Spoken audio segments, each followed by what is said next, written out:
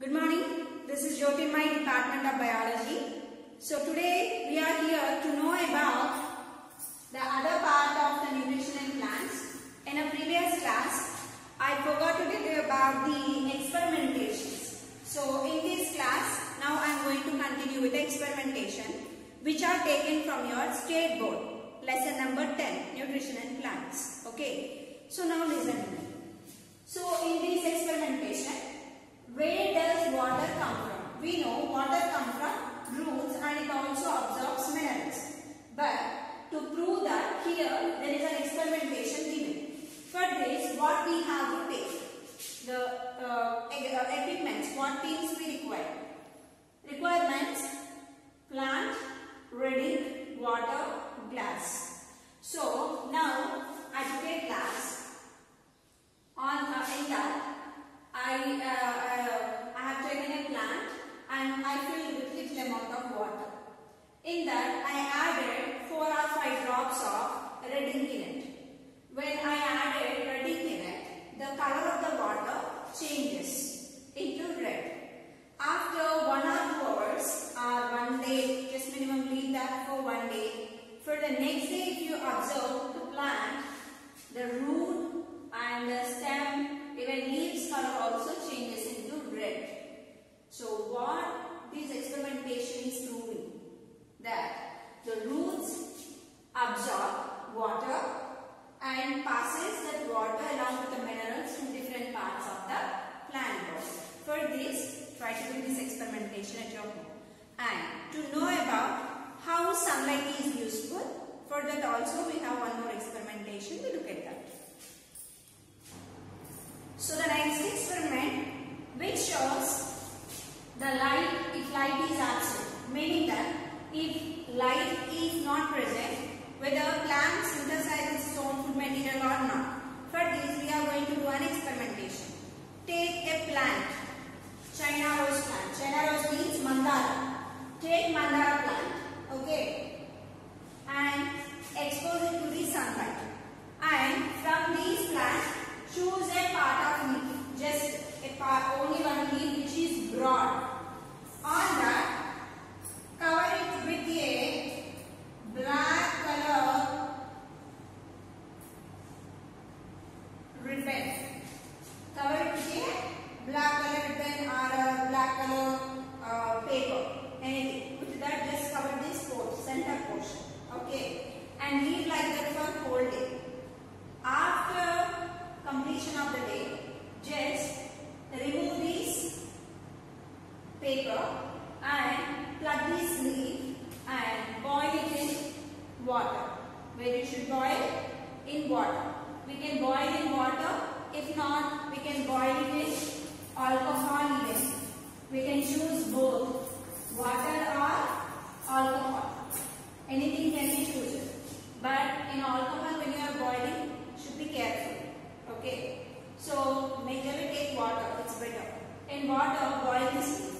Later, take out the sleeve and add iodine to it. If you add iodine to it, the area which is exposed to the sunlight changes the color into bluish black. But the center portion does not change any color. Do you understand? In this experimentation, what it is proving? The area where the part which is not exposed to the sunlight does not prepare its own food. The area which is exposed to the light synthesizes its own food material. So, for synthesizing food in a plant, what is the importance of light can we understand by this experimentation. Then also we have to do one more experimentation to find chlorophyll. Presence of chlorophyll is important or not. As usual, same like this, take a leaf, but remove the center portion area of green color part. In a leaf we find green color part, right? Without damaging to the beans, just remove the green color part, okay? And leave the leaf for the whole day under the sunlight. Later, plug this leaf as usual. Boil it in alcohol or water. Do the same experimentation. Add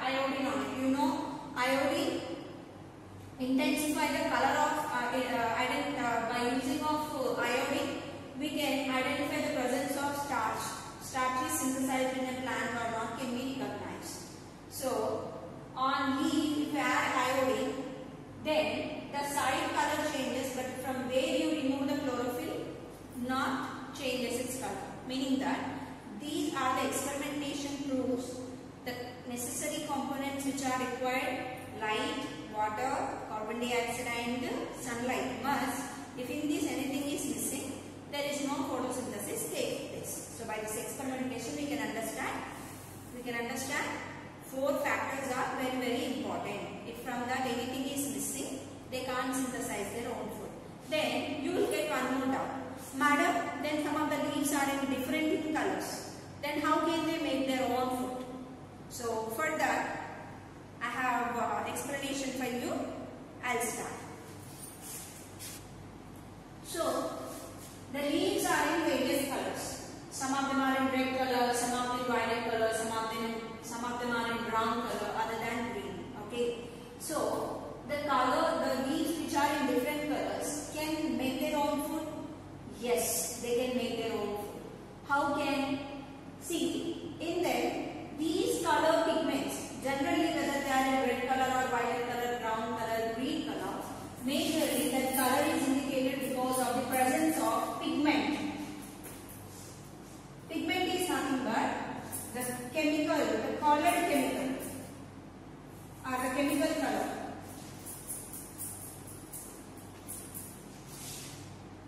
Oh, it's better. Colored chemical.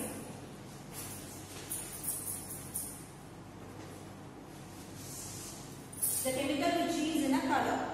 So generally we find in all plants the pigment present is chlorophyll, is in green color. But in some leaves, red, violet, brown colors are present. And these colors are present, not the meaning that in these leaves chlorophyll is missing, meaning the green color pigment is missing. No. In these red, violet, brown color leaves also contains chlorophyll in them. But the red, violet, brown colors are highlighted more so that the chlorophyll hide behind of the color so that we can't see the green color. Do you understand? In a red, violet, brown leaves, even chlorophyll present, but the chlorophyll is behind of that red and violet and brown color so that we can't see the green color. But in these leaves also chlorophyll is present. That is the reason they could able to make their own food. So they can make their own food. Even different colored leaves also can make their own food due to the presence of chlorophyll in them. Other color pigments present along with the chlorophyll. Okay, but the chlorophyll is hidden so that we think that they are in different colors so they can't make their own food. But they can make their own food. So in a leaves, whether they are in different colors, they can make their own food. But in some plants, leaves are absent. Then how can they make their own food? So example for that, desert. In a desert we find different plants like cactus or opuntia, like pebbles, like different plants we find in a desert area.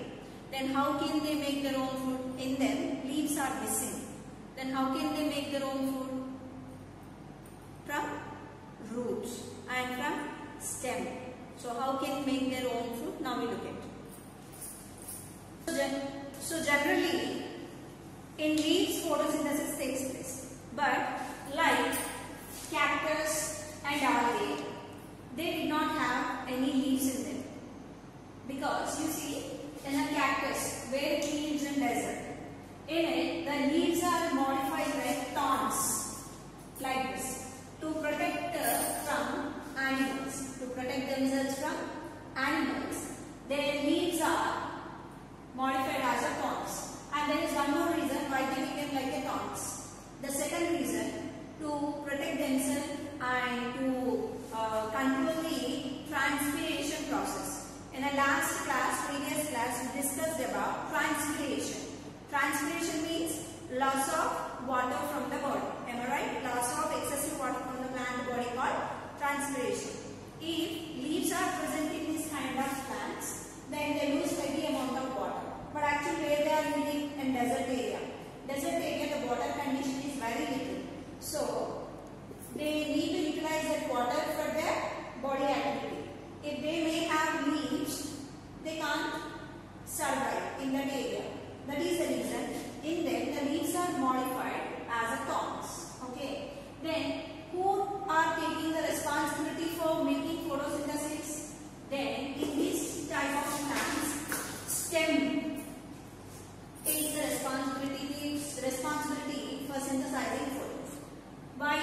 because in them, in a stem, there is a pigment present, chlorophyll, green color pigment is present. Due to the presence of this chlorophyll in their stem, they can synthesize their own food. Do you understand? So even not only cactus, even open tree also can make their own food. Then if you look at about algae, which grows in water. Generally in water you find this tiny or slippery-like substance. Even on old walls, even near where water is leaking, there also we find green color substance known algae. Simply we say in Telugu paku. Generally if you put your leg on that, it gives a feeling like it's very slippery. Am I right? So that slippery, slimy part which is present in water known algae, which is in green color. Actually, it does not have a proper leaf, roots and stem, but its body is like a moss-like structure and has chlorophyll in it. And this chlorophyll helps to synthesize oxygen, helps to synthesize food and releases oxygen. So in the process of photosynthesis, what are the byproducts? Glucose, and along with the glucose, what are the byproducts released out? Oxygen and water. Generally on the earth, 70% of oxygen is released from algae because they have chlorophyll and they can follow the process of photosynthesis. So by this photosynthesis, they produce 70% of oxygen in atmosphere. Do you understand? So by this way, which do not have leaves, how can they follow the photosynthesis? Now we have learned. Then next, we also have to look at about other plants. If they may have leaves, even though due to the deficiency of chlorophyll or maybe due to the deficiency of some nutrients in the soil, they start depending on other organisms for different purpose. Okay. So how plants depend on others, that we look at now. So generally other modes of nutrition what we find here are parasites, saprophytes and symbionts. The other mode of nutrition in plants. The plants what they follow other than autotrophic nutrition. Parasites, saprophytes and symbionts mean they follow parasitic nutrition, saprophytic nutrition and symbiotic nutrition. So how they take which plants are parasites, which plants are saprophytes, which plants are symbionts, just leave it now. So now, other modes of nutrition, first we look at about parasites. Parasites, the plants which live on another organism, nothing but on a host body, nothing but on another plant. And derived food are called parasites. What they do? They depend on another plant and like on host body and they derive food from those organisms. How they derive? Some of them derive food permanently, some of them partially, they depend on others. Some of them permanently depend on other plants, some of them partially depend on other plants. For permanent, example cuscuta. Just to look at about the cuscuta plant, it is a yellowish slender plant, yellowish. It's a slender plant. For example, it's a host plant which is in green color, can able to synthesize its own food material. On that tree or on the plant, these mistletoe slowly climb on that and penetrate it. It produces some roots and penetrate those roots into inside of its body. Okay, these roots, like if it is a stem, from their stem they produce some roots like this and penetrates into the host body inside. And they penetrate and they take nutrients and water from this plant. Not only water, nutrients, food, everything. And it gets shelter, food, nutrients, water, for everything. It depends on the host body and it traps by roots. These roots are called hastoria. What are those roots are known?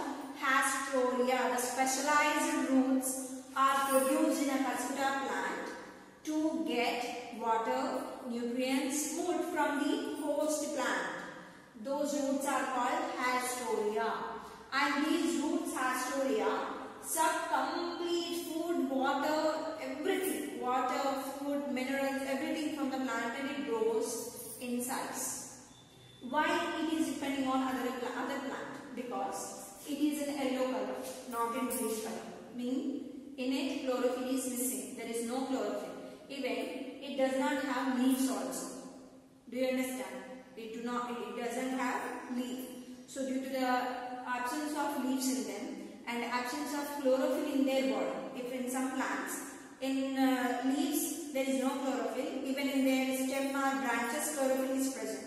But in this Kastura, in their stem, in their branch or in any part of the body there is no chlorophyll. Even in their body leaves are absent. So that they depend on other plant which have leaves can able to synthesize their own food. On them this plant grow and it gets complete nutrition on host body. That is the reason this type of nutrition is known parasitic, that to permanent parasitic nutrition. Then what about partial parasite, Mistletoe? Mistletoe is another plant. It basically, so another is partial parasite. Nothing but mistletoe. What is it? Mistletoe. This mistletoe grow on another tree branches. Majorly on mango. We find on mango. These plants grow on that. Mistletoe plant grow on that and absorbs only water and nutrients. That's it. And it won't take food and all those things. It has a green leaves present in it, but it doesn't have proper roots to absorb water and nutrients from the soil. So that it gets that water and nutrients from the mango tree. So by this way, it only depending on for other plant for water and nutrient. That is the reason it is known partial parasite. Parasite is nothing but which is depending on a host body. It depends on a host body, then that kind of or plant is known parasitic plant, and the type of nutrition is known parasitic nutrition. Do you understand? So next we go with saprophyte. So saprophytes, the next one, saprophytes. The organisms which derive food from dead living matter are called saprophytes. What they are called? The organism which derive food from dead and decaying matter. The animals or plants, after their death, they start decomposing. The organisms or the plants which depend on that dead and decaying matter for food are called saprophytes, and in them the nutrition is called saprophytic nutrition. Basically, which organisms follow the saprophytic nutrition? One is mushroom, bread mound, yeast, penicillium. If you look about mushroom, this is the structure of mushroom. Generally, we find around our body, around our area. If you find a bark of a tree or bark of a plant after cutting down, on that, when wood is decomposing, on that in a rainy season majorly, this kind of fungi is grown. It's nothing but known mushroom. What it is known? Mushroom. It has sporangium with top part, and the middle part is called hyphae, which is a bending like structure, and the down, which are appearing like roots. They are not roots. Appearing like roots are called mycelium. With the help of these mycelium, it absorbs that liquid food and taken to the hyphae sporangium and it develops. But most of the mushrooms are poisonous. 99% of mushrooms are poisonous. Only white button mushroom is useful for eating. Then, other than this mushroom, some other bread mound. Take for these we do one experimentation. Take a bread piece and sprinkle just little amount of water. Or put it in a closed pack area and leave it for a side for 1 week. After 1 week, just we remove that bread packet. You find on that, if you take a bread piece, on that we find white color spots or green color or black color dots are growing. Even if you leave your house for 2 to 3 days without sweeping, also you find the corners of the walls white color one is also fungus. And when you leave the vegetables in a closed packings for 1 week, after 1 week if you remove it, you also find on the fruits or white color or black color, tubular or massive-like structures are forming on that. That is nothing but fungus. Most fungus is poisonous and cause different infections to us. Okay, but in these mushrooms, one of the mushrooms which is very useful, that is yeast and penicillium. Yeast generally used in bakeries. This yeast, if you add yeast to the dough, then it bulges and generally it helps to make cake or bread porous. And when you are eating bun or cake, how do you feel? Like very fluffy and porous. That fluffiness and porousness we get by yeast. How we get this? We look at in a respiration lesson. Okay. Next, penicillium. Generally, do you know, if you met with any scratch or anything that happens on your body, you apply a white color powder. That is penicillin. That penicillin is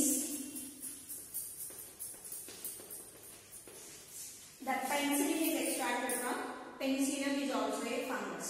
So these kind of organisms specifically they grow on dead and decaying matter, like on plant bodies like plant, fruits, vegetables, bread, rice, curry, even on pickles majorly. On pickles also we find on leather bags, even on leather bags also you leave it for some days. On the bags also we find black dots, even on cloths. These are majorly grow and they get their food from the dead parts. That kind of plants are called saprophytes. Do you understand what they are called? Saprophytes. So other than saprophyte, we find some other nutrition. Just wait. And here one more thing I need to tell you. Even this fungus also grow on our skin. Majorly in a rainy season, if continuously exposing to the water near your food or hands, you find a white color layer is growing. It happens in basically the people those who have delicate skin. On their skin, we find this fungus growth.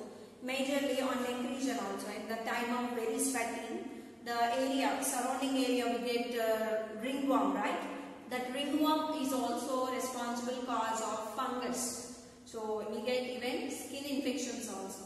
So most fungus are dangerous and cause different infections. Even in plants also they cause infections. Okay. Why they are causing? Because they are depending on that material. Okay, they are depending on that material for their growth. When they are growing, we get different infections. That is the reason. So this kind of nutrition is called saprophytic nutrition. Then we look at about next, insectivorous nutrition. Okay. So next, generally, other than saprophytic and the parasitic, some of the plants they depend on insects also. Why they depend on insects? Just look at it. So the plants which are depending on insects are called insectivorous plants. What food they depend on insects? Why can't they make their own food? Yes, they can make their own food. They have green color chlorophyll in their leaf. They can make their own food by the process of photosynthesis. But the place where these plants are growing, majorly insectivorous plants, they grow the region of hilly areas. In a hilly area, there is a deficiency of nitrogen. If nitrogen is deficient in that area, plants can't grow properly. So for their growth, what they require? They require nitrogen. So the plants which obtain their food partially from insect to get nitrogen, only for nitrogen they depend on insects. Then what are the plants? They depend on insects for nitrogen are pitcher plant, sundew, Venus flytrap, bladderwort. In this pitcher plant, sundew, Venus flytrap and bladderwort. In this we have to look at about bladderwort. In this the first part, pitcher plant, I have taken here an example. So in these plants to trap insects they have specialized structures. Like here you can see, here it has a pitcher like structure. Pitcher means you know, which is like a jar. Generally in the olden days we used to find like a jar like this, am I right? And here we find it's like a mug structure. And from here we go for pouring water for different purposes. Like here also the body is made like a pitcher. That is the reason it is known pitcher plant. It also called Nepenthes. Okay, what it is also known? Nepenthes.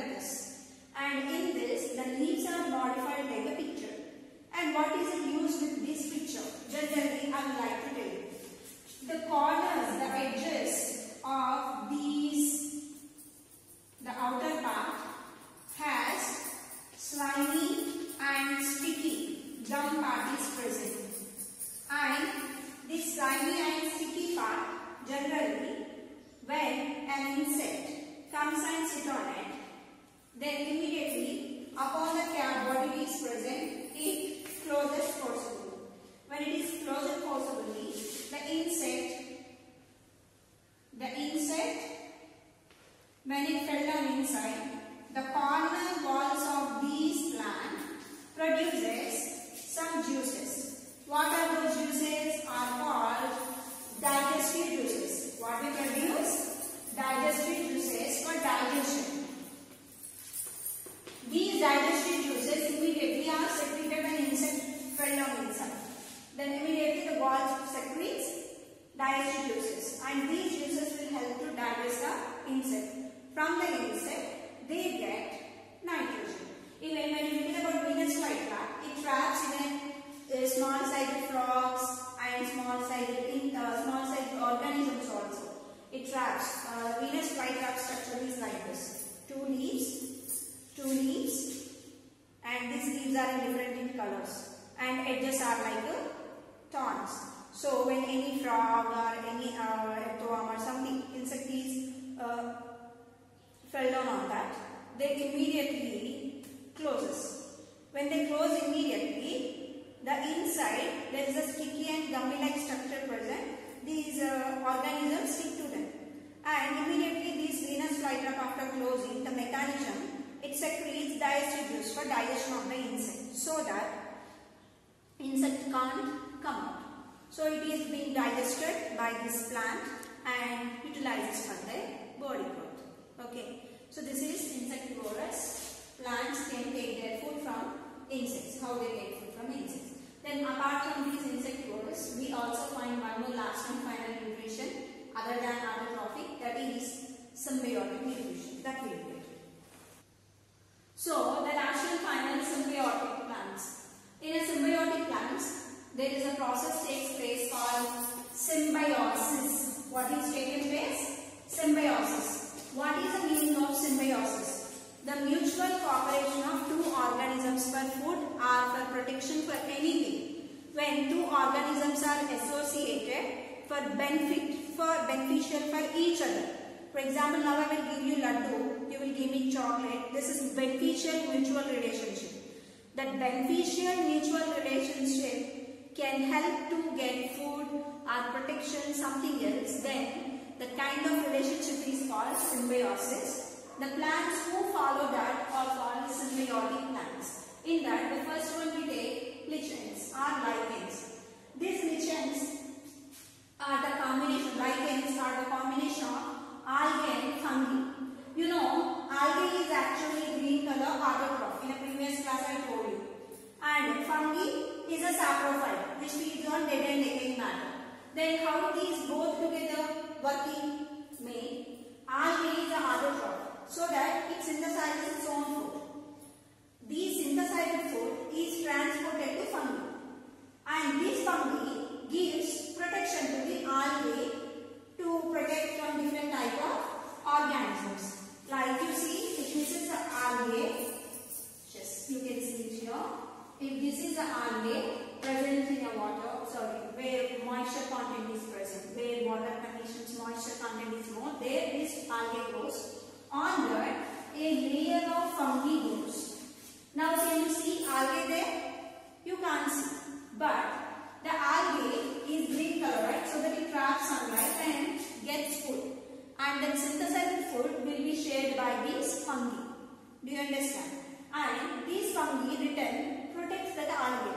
Now on that algae, white color fungi is grown. We can't see the green color algae, right?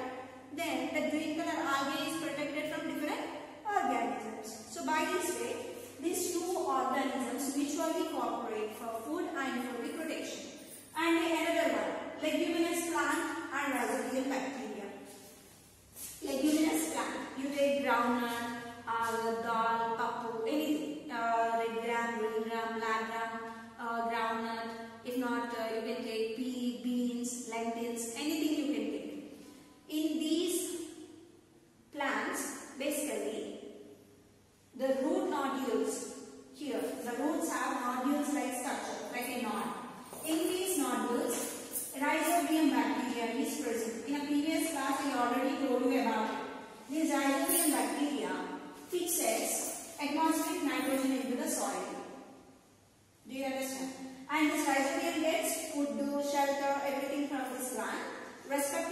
Plasmodium bacteria fixes nitrogen into the soil in the form of nitrates or nitrites. And by utilizing this nitrogen, plant grows and makes proteins. And that proteins we are taking as a dal. Am I right? So by this way, there are different types of plants which are one of symbiotic plant. So there are plants can follow the nutrition autotrophic and heterotrophic. In heterotrophic, some of them are parasites, saprophytes, insectivorous and symbionts. Then how these cells are made up of? Why these photosynthesis is required?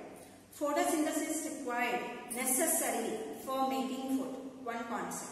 The second concept, in atmosphere, the ecological balance should take place. Mean the oxygen percentage is 21. The 21 oxygen percentage is to be maintained by the production of byproducts of photosynthesis. Oxygen is released into the atmosphere and keeps air fresh. So, what are the concepts of photosynthesis here? There are two concepts. One to get food and the one to get oxygen and to keep the environment fresh and cool. So by this way photosynthesis helps. But how these are different from and why only plants can make their own food? Why can't animals? So for that I'll show you the differentiation between the cells of plants and animals. Okay, just look at it. So generally if you look at about a plant or an animal, they all are made up of cells. Mean on the earth, every living being is made up of cells. And what the cell actually is? Cell is a basic structural and functional unit of life. Cell is a basic structural and functional unit of life. So our body, our structure, everything is made up of cell. And our body parts are working, nothing but who are working indirectly, cell is working. So that it is known structural and functional unit of life. So then in these cells, basically in a plant and animal, what parts are present? Just know about the parts. Later we look at about the functions. Later means in your 8th class, you will understand about each and every part clearly. Now look at it. In generally plant cell, the outer boundary is present called cell wall. And inside of that membrane, we find cell membrane. Like you see for a house, we find outer compound wall. Just imagine that cell wall as a compound wall. And then what is cell membrane? Do you have your rooms have walls? That walls are just imagined like cell membrane. These both are helpful for protection. And cytoplasm. See in our body blood. Blood is nothing but made up of 90% of water. Remaining nutrients are present in the food what we are taking. Okay. And in cytoplasm there are different organelles are present. Like nucleus is present, vacuole is present, chloroplast is present, mitochondria is present. So in this cytoplasm, all minerals present and organelles are present. In our body, organs present. In cell, organelles present. They are very tiny. Cell itself is tiny. In that, organelles are so tiny. So in this, nucleus is present. Nucleus is generally known brain of the cell. See, our body parts are under control of brain. Like the nucleus controlling the total cell. And in it, vacuole is present. The waste product is sent out from a plant body by vacuole. What are the waste products? Gum, rubber, these are the waste products of plant. Are secrete out or sent out by vacuole. And it's chloroplast. You know very great importance of chloroplast. This chloroplast actually contains chlorophyll. Helps for photosynthesis. And last and final, mitochondria. This mitochondria, the food which is prepared in chloroplast, glucose, is carried to mitochondria. When oxygen reaches with these glucose and glucose in the mitochondria, it produces energy. So then what is the function of mitochondria? Production of energy. So cell wall, cell membrane, protection, cytoplasm, supports, and nucleus controls the cell, vacuole parcels the waste to outside, chloroplast, kitchen of the cell which produces food, and mitochondria is known powerhouse of the cell which produces energy. The same in manner, even in animal cell also, cell membrane, cytoplasm, nucleus, mitochondria, and vacuole present. But vacuoles are very small because in our body we have separatory excretory system in our body. But in plants they do not. So that they have large vacuole. In our body we have small vacuole. But the remaining all parts function is same. But what is missing here? Here chloroplast is missing. Am I right? So in animal body there is no chloroplast, so that animals can't make their own food. Then what they do? They depend on other organisms for food, like in plants and animals. So from the plants and animals, what food material they eat and what components they get, we will see in next lesson. So this is a class of nutrition and plants. So I hope you enjoy. Thank you. Have a nice day.